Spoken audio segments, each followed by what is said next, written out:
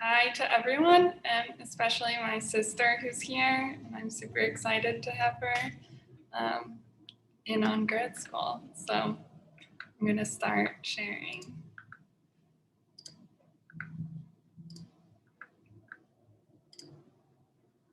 Okay. So hi, in case you don't know, I'm Ellen Hansen, and this talk will culminate in my thesis show, which was called Pissing in the Pleasure Garden. Welcome to my room. This talk is in a lot of ways about rooms, about the bedroom, about the personal blog as a room, the room of the studio, and the room of the closed garden. It's also about the peepholes and windows into these rooms, the webcam as a peephole, and the painting as a window. This is a screenshot from chat roulette. I didn't take it, obviously.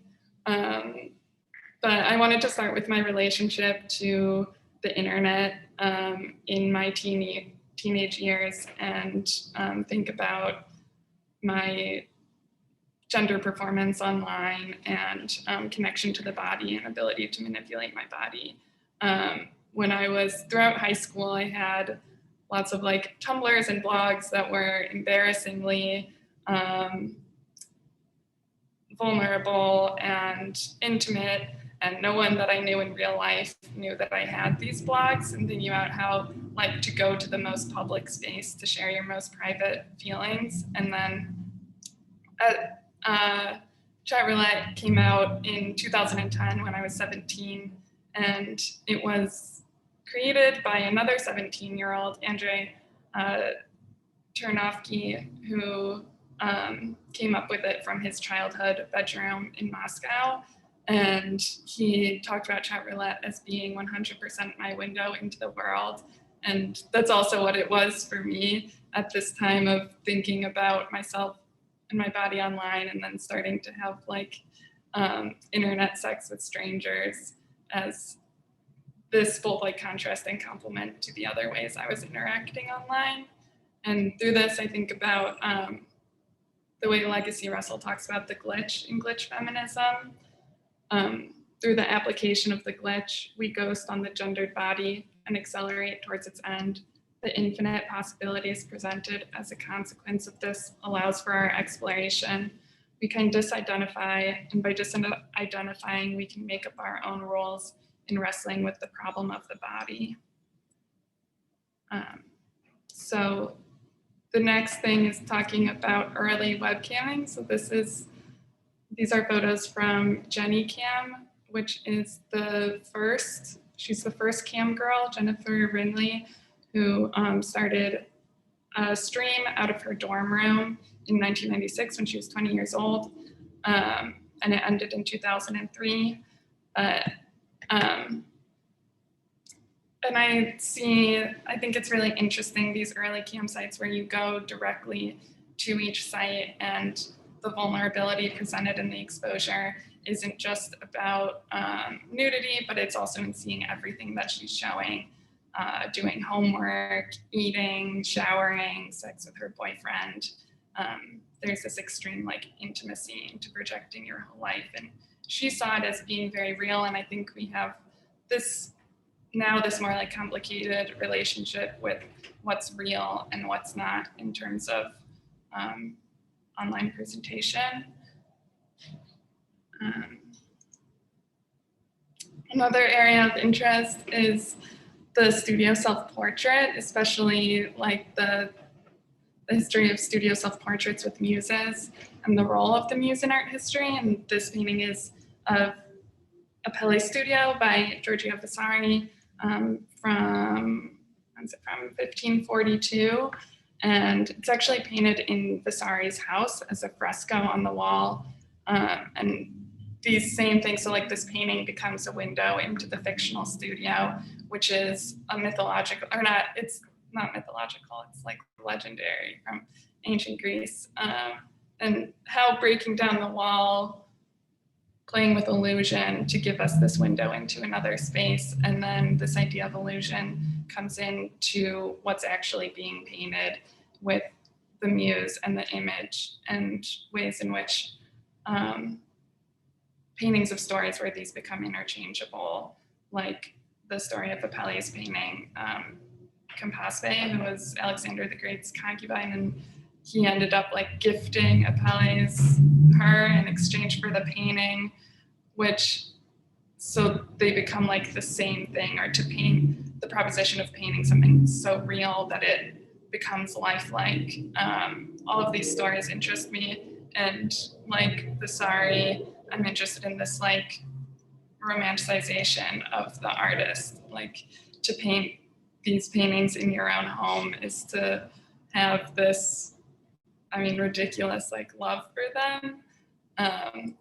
And I think as this like painting trope continues of trying to paint someone into being, I think about how it's not so much about painting like an empty figure, but how the figure that you're painting, to fall in love with that is to fall in love with yourself, that it is an extension of you, and that they like become a reflection. Also, this is Tracy Emin's performance exorcism of the last painting I ever made. And then the photos taken from it are called The Life Model Goes Mad. And I think a lot about this work. She created a studio within the gallery and stayed there for 3 weeks, living out of it and painting in there, and occupying both the role of the artist and the muse. And again, these questions like with vulnerability, and how the paintings she's making are these diaristic paintings that talk about like love and shitting, and like also become self-portraits. So there are these layers of, we're watching her paint herself. And this, interestingly enough, was also done in 1996, which is the same year that Jenny Camp started streaming. And I think there's a lot of overlaps between the two of them. So on to my work. When I first got here, so first semester, I was thinking about treating my studio like a webcamming session, and my own relationship to webcamming. It started in 2016 and was another process of thinking about control and expression of the body. And so I was making these lingerie versions of painting attire. So this one is coveralls made out of sheer material, which is the most like conservative of them. And then preparing my canvases and taking a video and using these as source images to create these paintings where thinking about the control of my body used in webcamming, and then also this idea of the muse and the artist, and becoming both in my own reflection in these paintings. And then through this process of playing with materials, the fabric that I was using for sewing, I started to bring into the painting themselves, and to think about how I can undress the canvas and expose the stretcher bars in a way that interacts with both like the nudity and sexiness of painting, and also interact with these ideas around illusion and authenticity, and what's a window into something, and what's a performance, and what's faked. Here's another painting called Relentless Self-Portrait, which has a reference to the Sari in it, where I'm like both one of the figures and the artist come out of it. And these are transparent pieces of fabric where the canvas is cut out and the transparent fabric is sewn into it and inserted, creating not only the painting as a window, but then adding windows, like the paintings in this painting become windows to exit the space. Second semester, I started to think about like challenging the idea of control within the subjects, and the idea of the object grappling with their own subjectivity.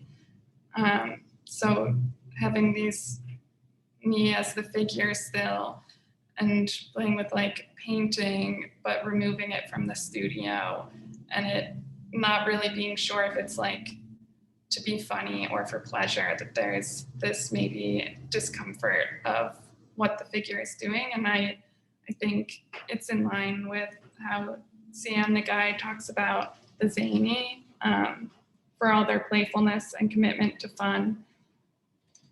The zany's character gives the impression of needing to labor excessively hard to produce our laughter, straining themselves to the point of endangering not just themselves, but also those around them.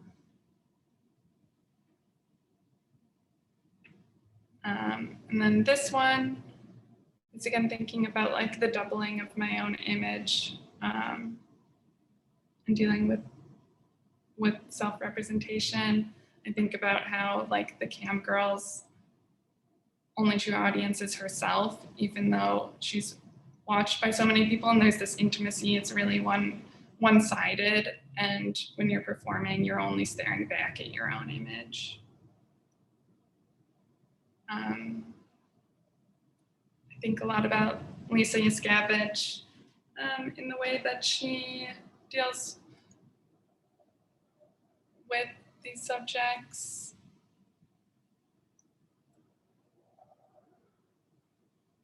Here's another one. I feel like this painting's pretty straightforward.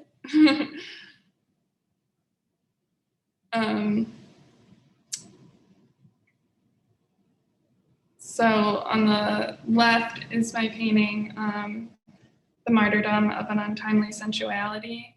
And that title comes from Aqua Viva by Clarice Lispector. And I was thinking this was still about like this loss of control, and like struggling within. The subject is somewhere in between the studio and the landscape. There's two different layers of fabric. There's like a waterfall behind it, and then these acknowledgements of the studio with like the camsel spilling.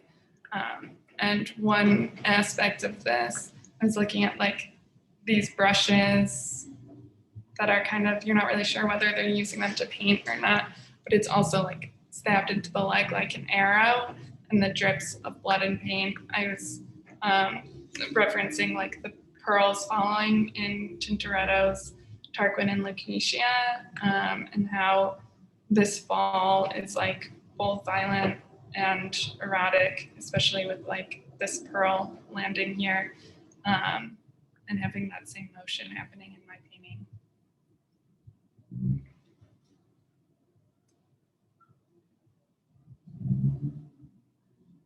Yeah, and as an extension of thinking about Clarice Lispector, thinking about like representing the present now and the act of painting. And when she says, I also use my whole body when I paint and set the bodiless upon the canvas, my whole body wrestling with myself. Oh, wait. Here we go. So here's a similar one, but I'm starting to bring in the closed garden and that space as another space that has like built-in privacy within being public, which implies like a voyeur or a viewer.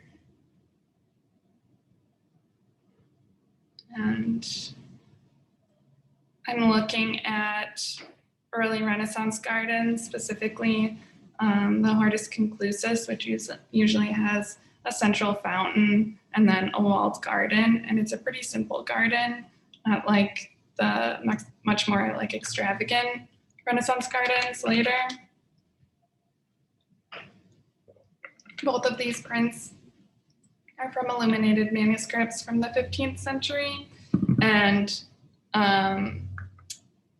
they look at how the closed garden occupies these like two realms at the same time, of being something that symbolically represented innocence and virginity and chastity, in like the right example, and then also this like eroticism and pleasure and like free-for-all space in the left one. And I'm interested in how the garden metaphorically can represent both of those spaces at the same time. Hold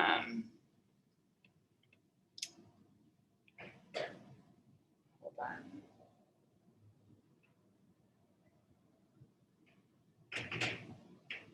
Yeah, and there's the hortus conclusus is brought up in the Song of Songs, which was a popular in the 15th century. It's my sister, my spouse is a garden enclosed, a fountain sealed up, and that goes back to like these ideas of chastity, but also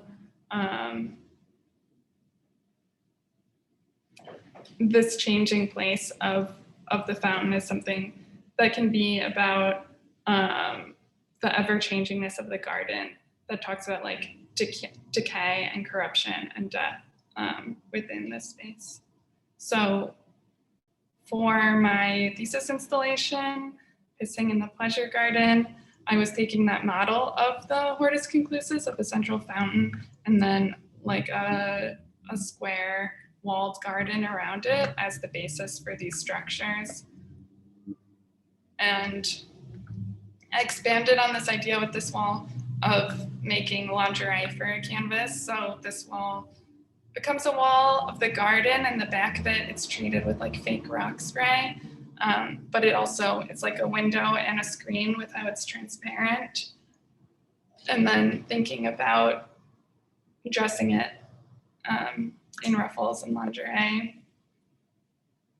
And then here are some details. I think a lot of these canvases take on their own bodily properties. On the right, you can see like the oil spills that come out from the oil paint that's directly on the synthetic silk and how it leads out. In the center of this piece is what I think of as the fountain, and as this like fountain of life, where I'm thinking about creating, like getting into a flow state, and also combined with ideas of failure and eroticism all through like the process of painting. And in these paintings, I painted with my feet. So these are from like earlier paintings that I did with that, not on the circular one, but setting it up on the floor in my studio and then painting with my feet. And even though they're presented without any figure in them, the center becomes like the absence of the figure, and the gestures still imply the figure that made them, and become about like the transparency and looking through. When I think about like, I started thinking about flow states like a year ago, and with that, it really came from my sister talking about her own experience running and hiking and mountain biking, and from her blog post that she wrote about running 103 miles straight, and her like process of reaching these different emotional states, and when she hit her flow state. And I think a flow state, whether or not you use those words, are something that like all artists and athletes are familiar with, of like when you're no longer conscious of what you're doing, and it's kind of like reaching a high of being totally in tune with your body. And I think that I also try to get there through painting. So I think about painting landscapes that my sister takes, and how we can both reach this state through the same images using different processes. And I think like within flow states, there's frequently, it's not all positive. There can be like moments of challenges that are still within this state that have like conflict as a part of them too. And I think with this idea of like using my body as a tool, I think about Shigeko Kubota and Cheryl Donegan, and how this like performance body painting is directly related to to the body as subject and tool.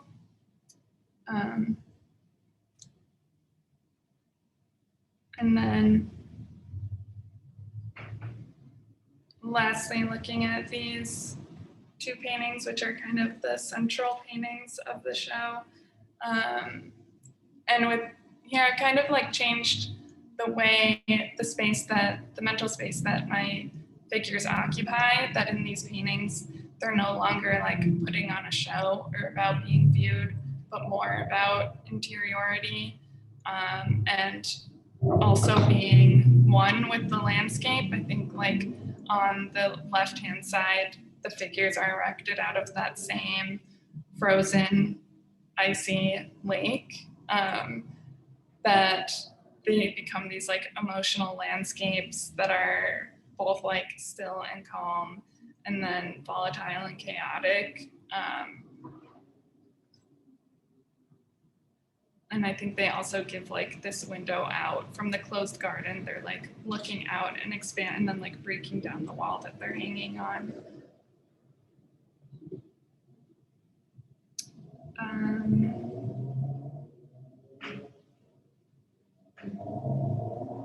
I went too fast. So I'm wondering if I should go back to anything. I think that's up to you. I mean, you don't have to fill time. And maybe even members of your committee might have specific pieces to go to or specific ideas. So maybe we can open it up for questions or comments. Yeah. Oops. Wait, I thought it was going to be too long, so I skipped over things. But yeah, we can open it up to questions now.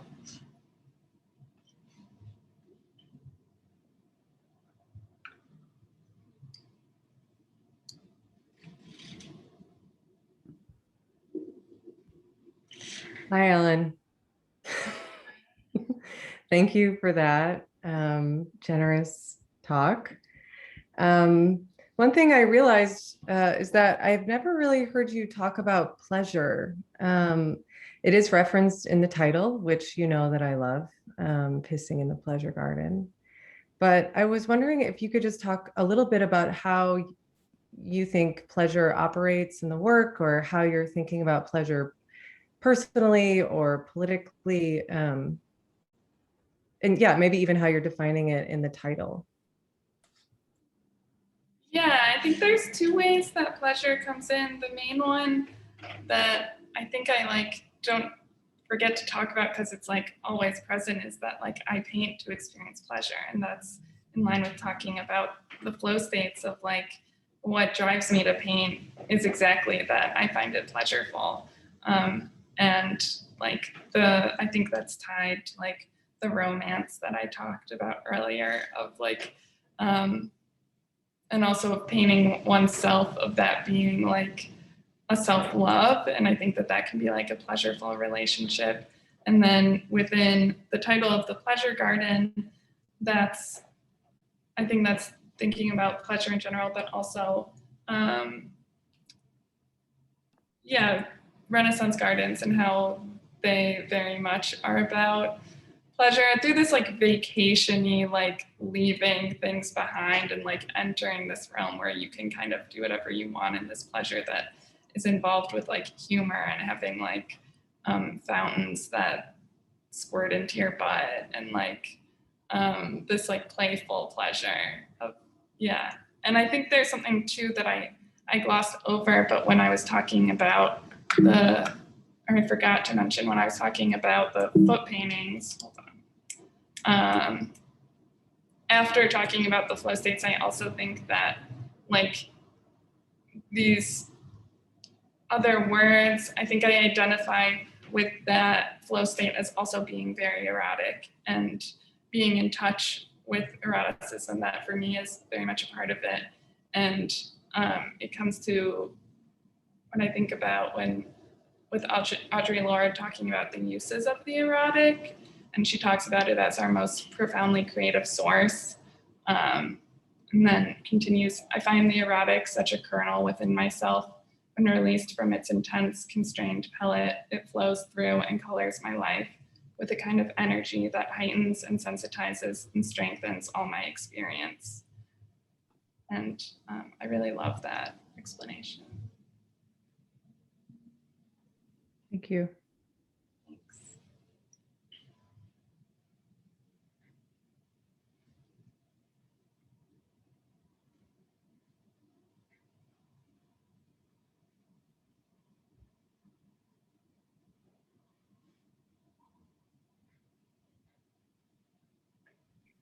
A question that I have that is kind of related but different is I was noticing your written thesis, but also as you were talking here and then with some of the images of other artists that you included, that there is in moments this undercurrent of absurdity or ridiculousness or humor in some of the ways that you pose yourself, that you make your work, again, like in other artists like Cheryl Donegan. Can you talk about that aspect of the work and when, and perhaps like when you do and don't embrace that, or if there are times that you feel differently about that? Yeah, I think that's like kind of hard for me to pin down because I don't think it's always like an explicit choice. I like to have play being a big part of my work and a big element to my work and like allowing things to happen. So I think usually when those moments arise, it's maybe the idea started from a more serious point of view and then it started to be interpreted, or like, I think that's maybe more as the idea develops that it embraces these more playful aspects that are less direct. I think with those, I don't always know how to define what's going on. Yeah, so it's less conscious. I just like to allow it to happen.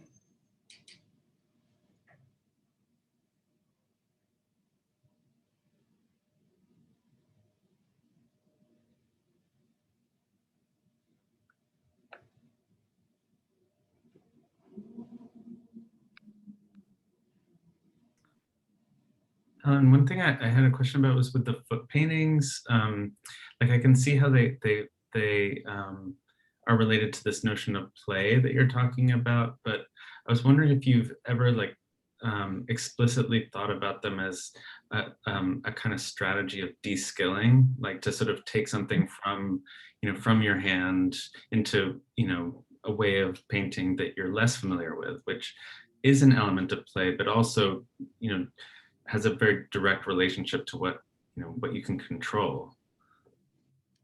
Yeah, definitely. I think I had started earlier on with talking about how my work has a relationship with control and control or and then starting to let go of the control over the body. And I think the painting with my feet is very much about giving up control. And in my thesis, I talked about its relationship to failure, and through Jack Halberstam and talking about like failure also as something that's like creatively important and brings us back to like childhood in a way, but also a way to like navigate through different emotions, both positive and negative ones. And so I see these paintings almost as like what they're attempting to do isn't like about the outcome, but about like what I'm doing in that moment, which is like letting go of defining what like a successful painting is. In a way.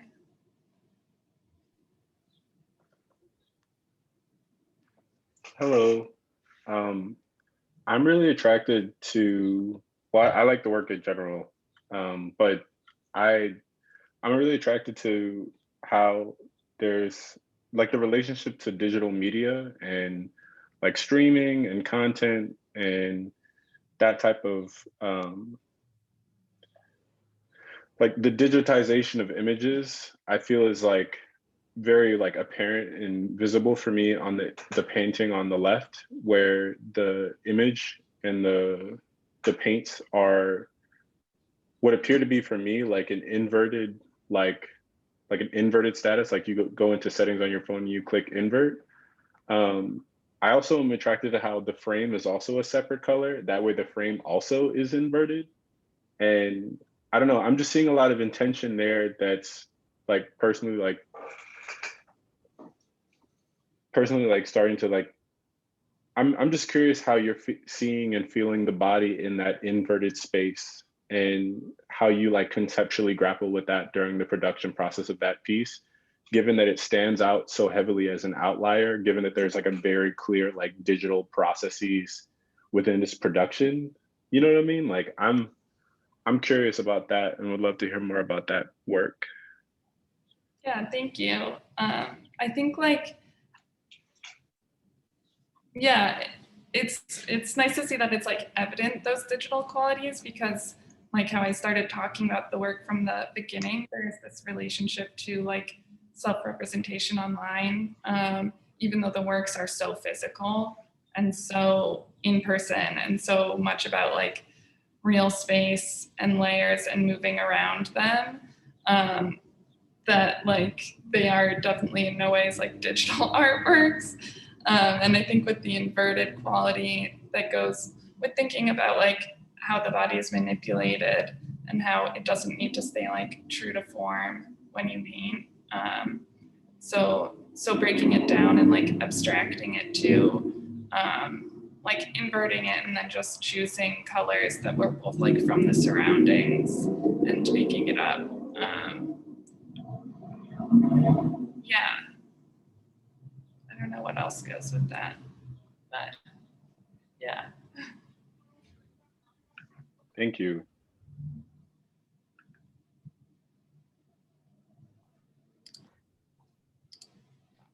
Ellen, I have a question, and I think it has something to do with the notion of surface. Have you ever seen Jasper Johns? It's this really small, like 7-inch wide painting. It's in the MoMA collection called Painting Bitten by a Man. So It's an encaustic painting, and he actually bit it. So you see his teeth marks in it. And I think there's something about the materiality of the encaustic and then the evidence of the body that gives this the physicality of the painting this very embodied context. And also I think the trace of the mouth is something that has this kind of erotic quality. So I was wondering about the quality of the paint in relationship to the embodied erotic in your work. yeah, that sounds really interesting, like that piece in line with what I'm thinking about. And I think that like that material process is something that's like always evolving as I'm like trying new strategies for how the body's like movement can be recorded into the surface. I think that my relationship with oil paint, to me, oil paint does become very bodily and flesh-like, and in part like showing those details of like the oil stains and the halos and how it makes the painting sort of start to change, and maybe even like decay.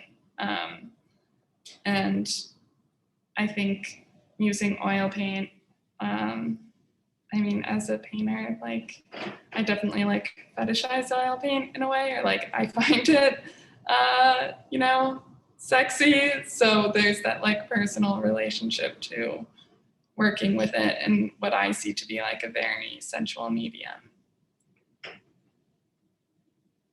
Yeah.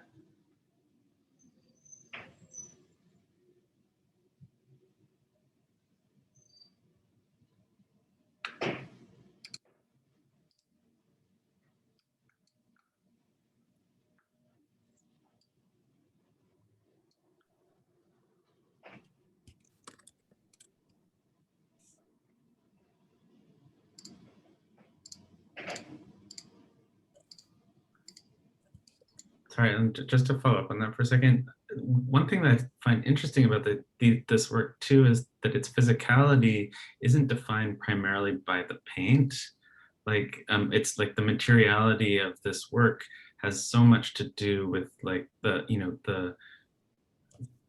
the picture plane as a platform. You know, you're like so you're playing with that so much, with the transparency of the lingerie one, with sort of turning those four into that one sort of circular space, that allowing for the transparency versus opacity. Like the canvas itself becomes very much a player in this game that's not just about the kind of fluidity of paint itself or the trace of the gesture of your hand or your foot with the brush. Like there's so much that has to do with like the physicality of the canvas. And I'm wondering, like, how does that materiality fit into this discourse, you know, like a discourse of materiality in relationship to pleasure or eroticism or play?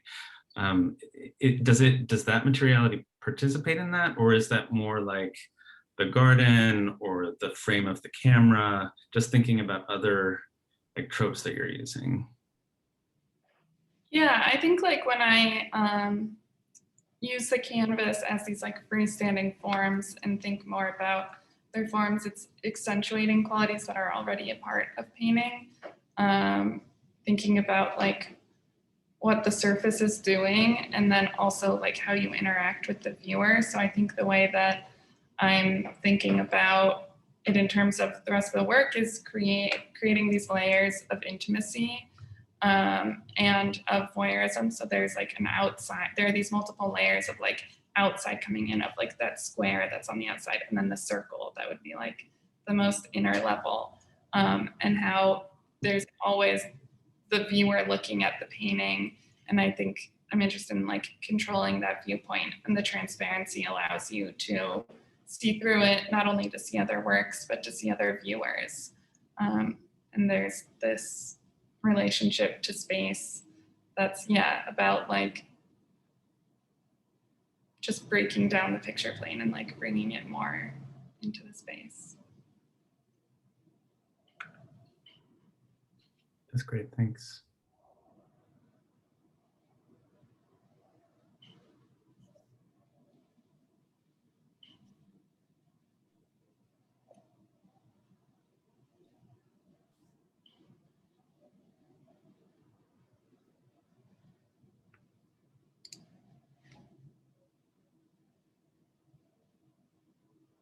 Anyone else?